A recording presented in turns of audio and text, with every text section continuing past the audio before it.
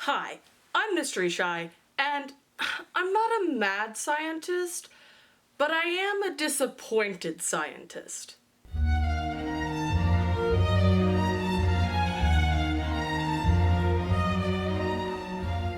I'd always been vaguely aware of the Jekyll and Hyde story, since it's a classic, but I never really was interested in it until middle school. After reading the afterword for the first volume of The Glass Scientists, I became aware that the author and I got our passion for it from the same place, the musical adaptation. Around that time, I had gone to see a performance of Jekyll and Hyde the musical at a local high school, and became absolutely obsessed with it. I have a lifelong history of being a sucker for tragic characters, angst, monstrous transformations, and the classic struggle of good versus evil. I'm a little embarrassed to say that I'd never even heard of The Glass Scientists until I saw a listing for it on Amazon under upcoming releases. I immediately pre-ordered because it's right up my alley. It would seem that I've come to the party late, as based on the afterword, it has a really long internet history and a devoted fan base. The series follows Jekyll and his secret other side, Hyde, as he works to maintain a positive reputation for mad, rogue, scientists in London. He and his good high society friend, Lanyon, work to support the Society for Arcane Sciences, which houses a large number of scientists studying a wide variety of subjects with less than stellar reputations. If you haven't already, please go read the book now. I'll be talking spoilers from here on out.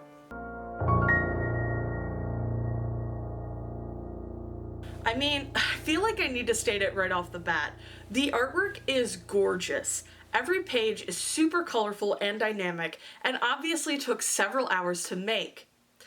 The character designs are also really unique, so you can tell the characters apart really easily. It's clear that a lot of time and energy went into The Glass Scientists. I just really love a project where you can feel the passion behind it. The main focus of Volume 1 is the introduction of the famous and long-thought-dead Dr. Frankenstein and her creature. Unfortunately for Jekyll and Hyde, helping them has only created more problems. The Society's scientists have become enamored with Dr. Frankenstein, and many of them refuse to participate in the grand exhibition that Jekyll has planned in order to raise money and positive perception of the Society. Hyde, in the course of helping the creature and his sickly creator, has become a wanted man. Jekyll has absolutely no issue throwing Hyde under the bus and hiding him away. It's a classic never meet your heroes type situation. Dr. Frankenstein was an inspiration to all of the mad scientists, but her life and her story is not one to be admired. I feel that on the whole, she is a negative influence to those around her and only serves to perpetuate the idea that in order to create something amazing, you have to suffer for it.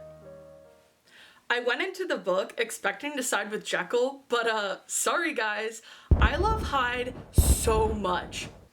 As it turns out, when you strip away the whole serial killer title, as well as Hyde's general truly depraved nature, you get a character who's trying really hard to convince everybody that he's evil, without the track record to back it up. When Rachel compared Hyde to a tiny baby bird, I died. That was so funny. The author mentioned it was hard to decide how to show Hyde as evil, because evil can be subjective. In this case, Hyde is what Jekyll considers to be evil. It feels less like Hyde is evil, but rather that he's just Jekyll without his inhibitions, without his strict societal expectations. Deep down, Hyde is still Jekyll. He has the same life experiences, education, and intelligence. It's hard not to side with Hyde because Jekyll treats him like a parasite. Dude, you made Hyde in the first place. That being said, it's not like Hyde is completely faultless. Setting London on fire was an accident. Happens to the best of us. But Hyde deciding to embody intrusive thoughts in order to torment Jekyll with, not cool, man. Don't love that. I used to really dislike romantic subplots, but I realized that I just really disliked poorly written, often straight romantic subplots. Relationships like the one between Jekyll and Lanyon are a breath of fresh air. Hyde dislikes Lanyon because he represents everything that he's trying not to be. Hyde doesn't want to be the perfect, respectable gentleman. I'm really looking forward to when Lanyon gets to physically meet Hyde in the future. Jasper, the young monster enthusiast and accidental werewolf, is how we get introduced to the society in the first place.